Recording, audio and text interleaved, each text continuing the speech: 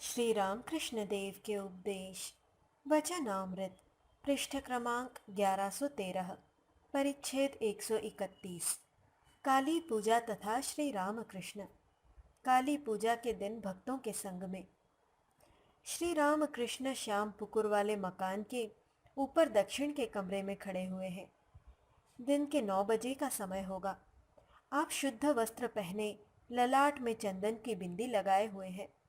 Master आपकी आज्ञा पाकर सिद्धेश्वरी काली का प्रसाद ले आए हैं। प्रसाद को हाथ में ले बड़े भक्ति भाव से श्री रामकृष्ण खड़े हुए उसका कुछ अंश ग्रहण कर रहे हैं और कुछ मस्तक पर धारण कर रहे हैं। प्रसाद ग्रहण करते समय आपने पादुकाओं को पैरों से उतार दिया। मास्टर से कह रहे हैं, बहुत अच्छा प्रसाद है। आज शुक्रवार है, आश्विन की अमावस्या, 6 नवंबर 1885। आज काली पूजा का दिन है। श्री रामकृष्ण ने मास्टर को आदेश दिया था ठनठनिया की सिद्धेश्वरी काली मूर्ति की पुष्प, नारियल, शक्कर और संदेश चढ़ाकर पूजा करने के लिए।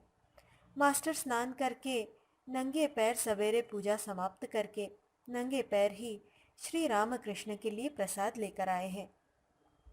श्री रामकृष्ण ने मास्टर को राम प्रसाद और कमलाकांत की संगीत पुस्तकें खरीद लाने के लिए कहा था। वे डॉक्टर सरकार को ये पुस्तकें देना चाहते थे। मास्टर कह रहे हैं, ये पुस्तकें भी लाया हूँ, राम प्रसाद और कमलाकांत के गाने की पुस्तकें। श्री रामकृष्ण ने कहा, डॉक्टर के भीतर इन गीतों का भाव संचारित कर देना होगा। गाना। ऐ मेरे मन, ईश्वर का स्वरूप जानने के लिए तुम यहाँ कैसी चेष्टा कर रहे हो? तुम तो अंधेरे कमरे में बंद पागल की तरह भटक रहे हो। गाना। कौन कह सकता है कि काली कैसी है? क्षण दर्शनों को भी जिसके दर्शन नहीं हो पाते। गाना। ऐ मन, तू खेती करना नहीं जानता। यह मनुष्य जन्म जमीन की तरह पड़ा रह गया। अगर तू खेती करता तो इसमें सोना फल सकता था। गाना। आ मन, चल टहलने चले। काली कल्पतरु के नीचे तुझे चारों फल पड़े मिल जाएंगे। मास्टर ने कहा, जी हाँ। श्री रामकृष्ण मास्टर के साथ कमरे में टहल रहे हैं। पैरों में चट्टी जूता है, इस तरह की कठिन बीमारी, परंतु फिर भी श्री रामकृष्ण सदा ही प्रसन्न रहते हैं। श्री रामकृष्ण। और वहाँ गाना भी अच्छा है। यह संसार धोखे की टट्टी है। मास्टर। जी हाँ। श्री रामकृष्ण एकाएक चौंक पड़े। पादुकाओं को निकालकर वे स्थिर भाव से खड़े हो गए और गंभीर समाधि में मग्न हो गए। आज जगन्माता की पूजा का दिन है, शायद इसीलिए बारंबार उन्हें रोमांच हो रहा है और समाधि में मग्न हो रहे हैं। बड़ी देर बाद एक लंबी सांस छोड़ मानो बड़े कष्ट से उन्होंने अपना भाव संवरण किया। भजन आनंद में श्री रामकृष्ण उसी ऊपर वाले कमरे में भक्तों के साथ बैठे हुए हैं। दिन के 10 बजे का समय होगा। बिस्तरे पर तकिए के सहारे बैठे हुए हैं। चारों ओर भक्तगण हैं। राम, राखाल, निरंजन, कालीपद, मास्टर आदि बहुत से भक्त हैं। श्री रामकृष्ण के भांजे हृदय मुखर्जी की बात चल रही है। श्री रामकृष्ण, राम आदि से हृदय अभी भी जमीन जमीन रट रहा है। जब वह दक्षिणेश्वर में था तब उसने कहा था, दुशाला दो, नहीं तो मैं नालिश कर दूंगा। माँ ने उसे दक्षिणेश्वर से हटा दिया। आदमी जब आते थे तब बस रुपया रुपया करता था। वह अगर रहता तो ये सब आदमी न आते, इसीलिए माँ ने उसे हटा दिया। गो भी पहले पहले उसी तरह किया करता था, नाक भौं सिकोड़ता था। मेरे साथ गाड़ी में कहीं जाना पड़ता था तो देर करने लगता था। दूसरे लड़के अगर मेरे पास आते तो उससे रंज होता था। उन्हें देखने के लिए अगर मैं कलकत्ते जाता था तो मुझसे कहता था, क्या वे संसार छोड़कर आएंगे जो उन्हें देखने के लिए जाइएगा। उन लड़कों को मिठाई आदि देने से पहले मैं उससे डरकर कहता था, तू भी खा और उन्हें भी दे।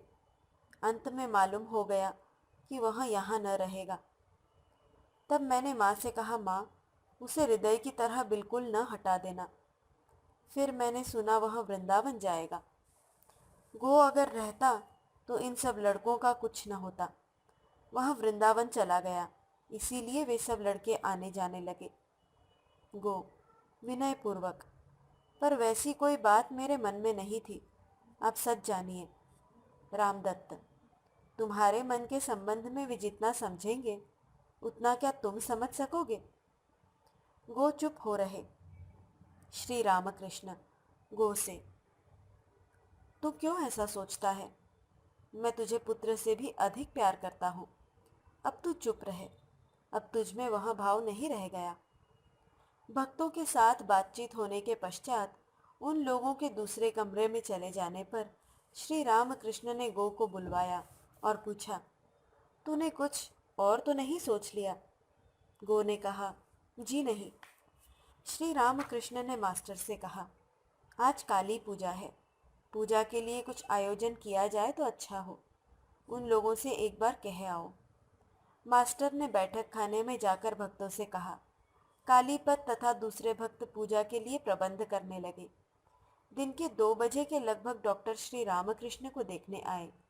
साथ में अध्यापक नीलमणि भी हैं। श्री रामकृष्ण के पास बहुत से भक्त बैठे हुए हैं। गिरीश, कालीपद, निरंजन, राखाल, खोखा, लाटू, मास्टर आदि बहुत से भक्त हैं। श्री रामकृष्ण प्रसन्नतापूर्वक बैठे हुए हैं। डॉक्टर से पहले बीमारी और दवा की बातें हो जाने पर श्री रामकृष्ण ने कहा, तुम्हारे लिए ये पुस्तकें मंगवाई गई हैं। डॉक्टर को मास्टर ने दोनों पुस्तकें दे दी। डॉक्टर ने गाना सुनना चाहा। श्री रामकृष्ण की आज्ञा पा मास्टर और एक भक्त राम प्रसाद का गाना गाने लगे।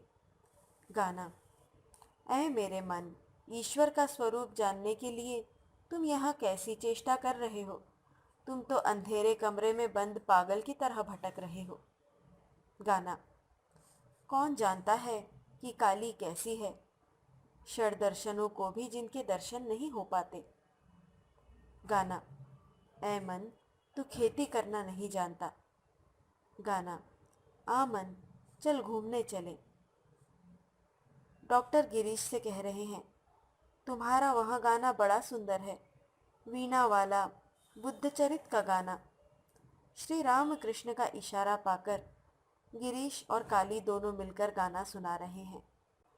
डॉक्टर गिरीश से कह रहे हैं, तुम्हारा वह गाना बड़ा सुंदर है, वीणा वाला, बुद्धचरित का गाना। श्री रामकृष्ण का इशारा पाकर गिरीश और काली दोनों मिलकर गाना सुन रहे हैं। गाना, मेरे यहाँ बड़ी ही साथ की वीणा है, बड़े यत्नपूर्वक इसके तारों का हार गूंथा गया है। गाना, मैं शांति के लिए व्याकुल हूँ, पर वह मिलती कहाँ है। न जाने कहाँ से आकर कहाँ बहा जा रहा हूँ। गाना, ऐ निताई, मुझे पकड़ो, मेरे प्राणों में आज न जाने यह क्या हो रहा है। गाना, आओ आओ ऐ जगाई मधाई, प्राण भरकर आओ, हरि का नाम ले। गाना, यदि तुझे किशोरी राधा का प्रेम लेना है तो चला आ, प्रेम की ज्वार बही जा रही है। गाना सुनते सुनते 2-3 भक्तों को भावावेश हो गया। गाना हो जाने पर श्री रामकृष्ण के साथ डॉक्टर फिर बातचीत करने लगे। कल डॉक्टर प्रताप मजुमदार ने श्री रामकृष्ण को नक्सवामिका दी थी। डॉक्टर सरकार को यहाँ सुनकर शोक हो रहा है। डॉक्टर, मैं मर तो गया नहीं था, फिर नक्सवामिका कैसे दी गई?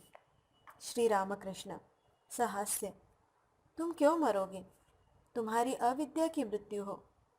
डॉक्टर, मेरे किसी समय अविद्या नहीं थी। डॉक्टर ने अविद्या का अर्थ भ्रष्ट स्त्री समझ लिया था।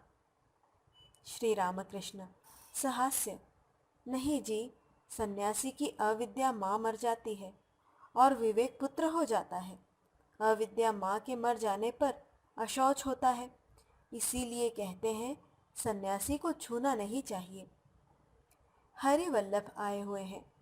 श्री रामकृष्ण कह रहे हैं, तुम्हें देखकर आनंद होता है। हरिवल्लभ बड़े विनयशील हैं। चटाई से अलग जमीन पर बैठे हुए श्री रामकृष्ण को पंखा झल रहे हैं। हरिवल्लभ कटक के सबसे बड़े वकील हैं। पास ही अध्यापक नीलमणि बैठे हुए हैं। श्री रामकृष्ण उनकी मान रक्षा करते हुए कह रहे हैं, आज मेरा शुभ दिन है। कुछ देर बाद डॉक्टर और उनके मित्र नीलमणि विदा हो गए। हरिवल्लभ भी उठे। चलते समय उन्होंने कहा, मैं फिर आऊंगा। शरद ऋतु की अमावस्या है। रात के 8 बजे होंगे। उसी ऊपर वाले कमरे में पूजा का सारा प्रबंध किया गया है। अनेक प्रकार के पुष्प, चंदन, बिल्वपत्र, जवा पुष्प, खीर तथा अनेक प्रकार की मिठाइयाँ भक्तगण ले आए हैं। श्री रामकृष्ण बैठे हुए हैं। चारों ओर से भक्त मंडली घेरे हुए बैठी है। शरद, राम, गिरीश, चुन्नीलाल, मास्टर, राखाल, निरंजन, छोटे नरेंद्र, बिहारी आदि बहुत से भक्त हैं। श्री रामकृष्ण ने कहा, धुना ले आओ। कुछ देर बाद श्री रामकृष्ण ने जगन्माता को सब कुछ निवेदित कर दिया। मास्टर पास बैठे हुए हैं। मास्टर की ओर देखकर श्री रामकृष्ण कह रहे हैं, सब लोग थोड़ी देर ध्यान करो। भक्तगण ध्यान करने लगे। पहले गिरीश ने श्री रामकृष्ण के श्री चरणों में माला चढ़ाई, फिर मास्टर ने गंध पुष्प चढ़ाए, तत्पश्चात राखाल ने, फिर राम ने। इसी तरह सब भक्त श्री चरणों में पुष्प दल चढ़ाने लगे। श्री चरणों में फूल चढ़ाकर निरंजन ब्रह्ममयी कहकर भूमिष्ठ हो प्रणाम करने लगे। भक्तगण जय माँ कह रहे हैं। देखते ही देखते श्री रामकृष्ण समाधि मग्न हो गए। भक्तों की आंखों के सामने ही श्री रामकृष्ण में एक आश्चर्यजनक परिवर्तन हो गया। उन लोगों ने उनके मुखमंडल पर दैवी ज्योति का अवलोकन किया। उनके दोनों हाथ इस प्रकार उठे हुए थे जैसे कि वे भक्तों को वरदान तथा अभयदान दे रहे हों। उनका शरीर निश्चल है। बाह्य संसार का उन्हें बिल्कुल ज्ञान नहीं। वे उत्तर की ओर मुंह किए हुए बैठे हैं। क्या इनके भीतर साक्षात जगन्माता आविर्भूत हुई हैं? सभी अवाक हो एकटक दृष्टि से इस अद्भुत वराभयदायिनी जगन्माता की जीवंत मूर्ति का दर्शन कर रहे हैं। भक्तगण स्तुति पाठ कर रहे हैं। पहले एक भक्त गाता है, उसके पीछे सब एक ही स्वर में उसी पद की आवृत्ति करते हैं। गिरीश गा रहे हैं। भावार्थ, देवताओं के बीच वहाँ कौन रमणी चमक रही है जिसके घने काले केश मेघ श्रेणी के समान जान पड़ते हैं? वहाँ कौन है जिसके रक्तोत्पल युगल चरण शिव की छाती पर विराजमान है? वहाँ कौन है जिसके नखों में रजनीकर का वास है और जिसके पैरों की दीप्ति सूर्य को भी मात कर रही है? वहाँ कौन है जिसके मुख पर मधुर हास्य शोभायमान है और जिसका विकट अट्टहास रह रहकर दसों दिशाओं को गूंजा दे रहा है? उन्होंने फिर गाया गाना, दीन तारिणी दुरित हारिणी सत्वरजस्तम त्रिगुण धारिणी सृजन पालन निधनकारिणी सगुणा निर्गुण सर्वस्वरूपिणी। बिहारी गा रहे हैं। भावार्थ, ऐ श्यामा शवारूढ़ा माँ, सुनो, मैं तुम्हारे पास अपने हृदय की आंतरिक कामना व्यक्त करता हूँ। जब मेरी अंतिम सांस इस देह को छोड़ चलेगी, तब ऐ शिवे तुम मेरे हृदय में प्रकाशित होना। उस समय माँ, मैं मन मन वन वन घूमकर सुंदर जवा कुसुम चुनकर ले आऊँगा और उसमें भक्ति चंदन मिलाकर तुम्हारे श्री चरणों में पुष्पांजलि दूंगा। भक्तों के साथ मणि गा रहे हैं। भावार्थ, ओ माँ, सब कुछ तुम्हारी ही इच्छा से होता है। ऐ तारा, तुम इच्छामयी हो। तुम अपने कर्म आप ही करती हो, पर लोग बोलते हैं मैं करता हूँ। माँ, तुम हाथी को कीचड़ में फंसा देती हो, पंगु को गिरी लांघने में समर्थ कर देती हो। किसी को तुम इंद्रत्व पद दे देती हो तो किसी को अधोगामी बना देती हो। अम्बे, मैं यंत्र हूँ, तुम यंत्री हो। मैं गृह हूँ, तुम गृहिणी हो। मैं रथ हूँ, तुम रथी हो। माँ, तुम मुझे जैसा चलाती हो वैसा ही चलता हूँ।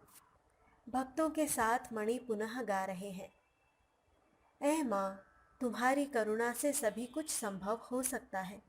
अलंघ्य पर्वत के समान विघ्न बाधा भी तुम्हारी कृपा से दूर हो जाती है। तुम मंगल निधान हो, तुम सभी का मंगल करती हो, सभी को सुख और शांति प्रदान करती हो। तो फिर माँ, अपने फलाफल की चिंता करके मैं ही क्यों व्यर्थ जला जा रहा हूँ। पुनः, ओ माँ आनंदमयी, मुझे निरानंद न कर देना। पुनः, निबिड़ अंधकार में ऐ माँ, तेरी अरूप राशि चमक उठती है। श्री रामकृष्ण अब प्रकृतिस्थ हो गए हैं। उन्होंने इस गीत को गाने को कहा। ऐ श्यामा, सुधा तरंगिणी, नहीं मालूम तुम कब किस रंग में रहती हो। इस गाने के समाप्त होने पर श्री रामकृष्ण शिव के साथ सदा ही रंग में रंगी हुई तुम आनंद में मग्न हो इस गीत को गाने के लिए आदेश कर रहे हैं। भक्तों के आनंद के लिए श्री रामकृष्ण कुछ खीर अपने मुख में लगा रहे हैं, परंतु उसी समय भाव में विभोर हो बिल्कुल बाह्य संज्ञा शून्य हो गए। कुछ देर बाद भक्तगण श्री रामकृष्ण को प्रणाम करके प्रसाद लेकर बैठक खाने में चले गए। सब एक साथ आनंद पूर्वक प्रसाद पाने लगे। रात के 9 बजे का समय होगा। श्री रामकृष्ण ने कहला भेजा, रात हो गई है, सुरेंद्र के यहाँ आज काली पूजा है, तुम लोगों का न्योता है, तुम लोग आओ। भक्तगण आनंद करते हुए शिमला में सुरेंद्र के यहाँ पहुँचे। सुरेंद्र ने आदरपूर्वक उन्हें ऊपर वाले बैठक खाने में ले जाकर बैठाया। घर में उत्सव है, सब लोग गीत और वाद्य के द्वारा आनंद मना रहे हैं। सुरेंद्र के यहाँ से प्रसाद पाकर लौटते हुए भक्तों को आधी रात से अधिक हो गई।